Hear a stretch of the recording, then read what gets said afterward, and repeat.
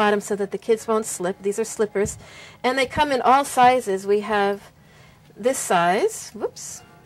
And then we have them in even size 12 men's for all those men who just want to kind of experience that playfulness that they thought they'd left behind.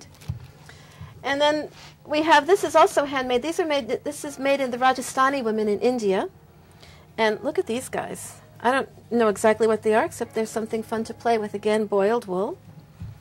And these are things, again, by the Mitali women. Mirrors. This is all hand done.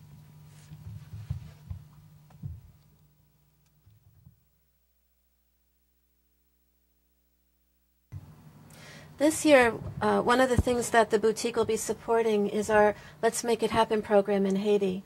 Since the earthquake, Amurtel has been working in, first it was 12, now it's 7 of the camps for the displaced earthquake victims.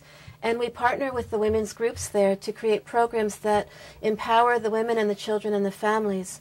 And unfortunately for us, we're running out of money. I went down in August, and I went down with the intention to meet with my team there and tell them that we had to cut the programs. We were out of money.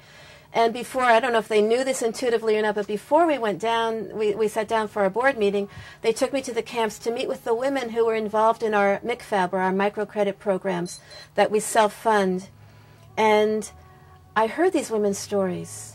And they were talking about things I had not expected. I knew that we would see improved diet, better health in the families because they had more income coming in. But these women started talking to me about less domestic violence, how there was more self-respect and more respect from their families, partly because we teach nonviolent communication as part of the package for the microcredit. And I looked at these women who are, they have faced death, they've lost their homes, they've lost their employment, they've lost family members, and they were not cowed. They weren't bowed down, they were fighting. They were willing to go on and create new programs and new projects for their communities, and through their work with the microcredit, support their families. And I looked at them and I heard their stories. And even though I know we're out of money, I heard myself saying, yes, we're going to continue this and we're going to expand it. Don't worry, Amurtel's right behind you. And my team members are kind of looking at me thinking, what is she saying? We went back to our the board team, and I said, listen, we just have to cut what we can cut, and I'll go back to Vermont and raise the money. Unfortunately, when I came back to Vermont, I found that my community was underwater. So I haven't been able to raise the money locally. In fact, I want to raise money for my community here, which part of the boutique, the money will go to flood relief. But it's very important this year. We've got to be able to come up with the money that we need to continue these women and children's health and empowerment programs. I just can't turn my back on these people. And this year, one of the things we got at the Croix de Bouquet was these wonderful little ornaments, Christmas ornaments, tree ornaments, that are so fine. The work is so fine on these. You can see each feather. We have a lot of different styles, and this is all made in Haiti. And then to move across the country, across the globe actually, to Nepal, I have to show you these things that we got this year. These are fleece-lined wool hats. Tell me these aren't unbelievably cute. This is a child's, but we also have adults. We have actually, when they unpacked the boxes as they came in, people were making fun of me. They said, Johnny, what were you thinking? 80, 90 adult animal hats? No one is going to buy them. So please come and save my reputation here. I think they're awesome.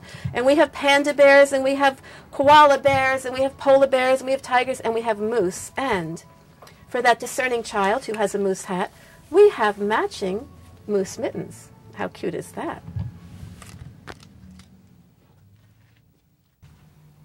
This year, when I went to Bangkok, I found that the city was underwater. I don't know, those of you may have seen in the news where probably 3/4 of Thailand is underwater. It's still underwater. We're talking about people walking with the water up to here, and it was nasty. Fortunately, where I was staying hadn't been flooded yet. But when I arrived, everybody was frantically sandbagging, and all the shopkeepers that I normally shop with, I went and met with them. And they were telling me about how their homes in the villages were underwater. They'd lost everything. And unfortunately, in Thailand, they don't have insurance. They don't have FEMA. We're very fortunate here to have the Madriver Community Fund, the Madriver Flood Relief, FEMA, and small business. And there they didn't have anything. So, but they do have an incredible spirit of, okay, we're just going to move forward. So in Thailand, I just, instead of staying there for 5 days, I shopped in about 12 hours one day and 8 hours the next, and just did a